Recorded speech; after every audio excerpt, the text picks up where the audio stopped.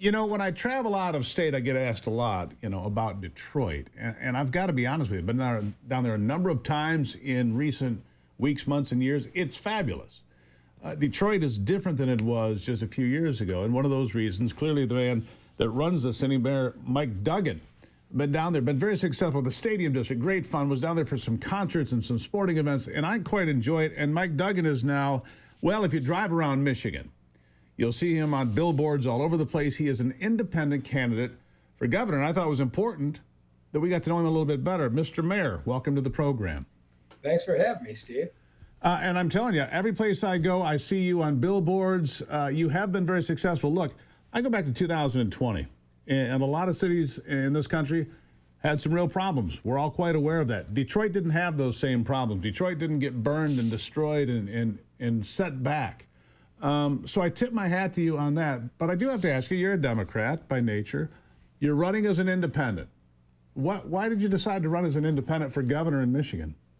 Well, you go back to when I ran for mayor of Detroit in 2013, and the city was in bankruptcy. Half the street lights were out. We had the highest murder rate in the country, highest unemployment rate in the country. There hadn't been a white candidate for mayor of Detroit in 40 years. And everybody said, nobody will give you a chance. But I went house to house every night just talking to people about their problems, their hopes, and talked about what the city would be like if we built a city where everybody was included, everybody was valued. We got off of the black versus white, city versus suburbs politics. And I'm really proud of the fact 12 years later, I got council to work together. I haven't vetoed an action in 12 years. And as you say, the city is a dramatically different place. We've got thousands of new housing units. We've got billions in new investments in auto plants and the like. We've rebuilt the riverfront. And as I started to look at the state, our biggest problem in Detroit remains the schools, which is a function, as far as I'm concerned, of the state of Michigan.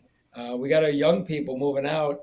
And the worse our problems in the state get, the more the Republicans and Democrats try to succeed by blaming each other. And I thought, I'm not sure how this will work, but I felt like enough people in this state are tired of just Republicans and Democrats and politics as usual.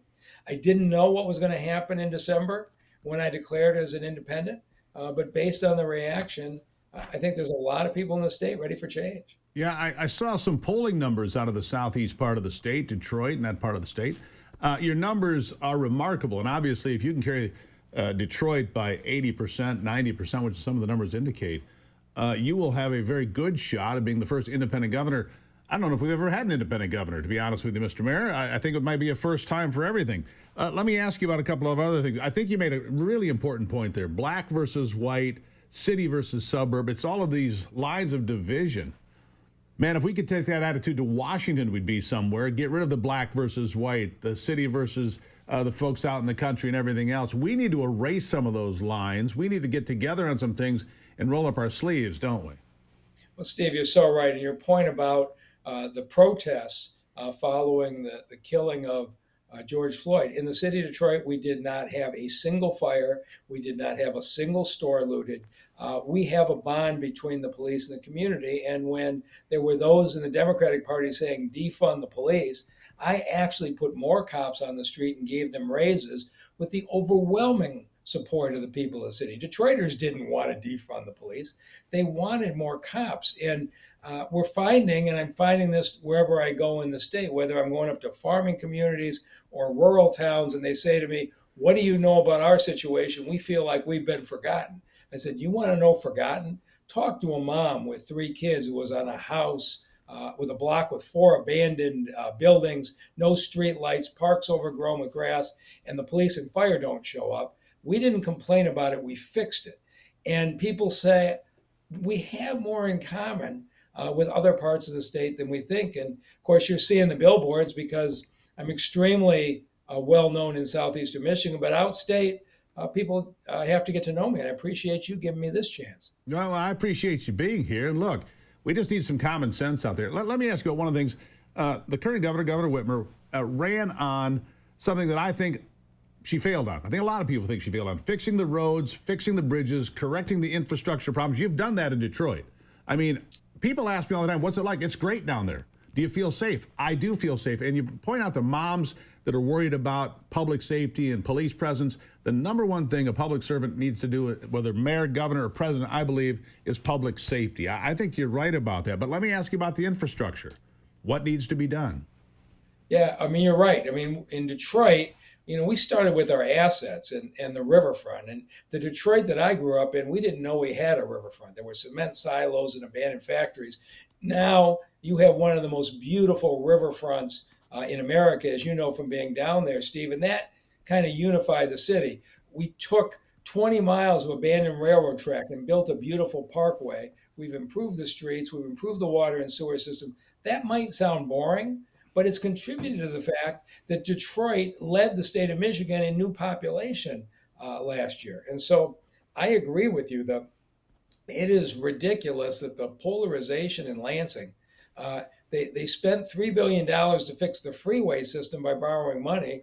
But when I talk to farmers who are trying to drive their products across the roads in the rural parts of the state, they are as angry as can be. After Oh, all it's this terrible. time, we can't get, even when there was a Democratic majority in the House and the Senate, the right and the left were fighting when the Democratic Party is so bad, they still couldn't fix the damn roads.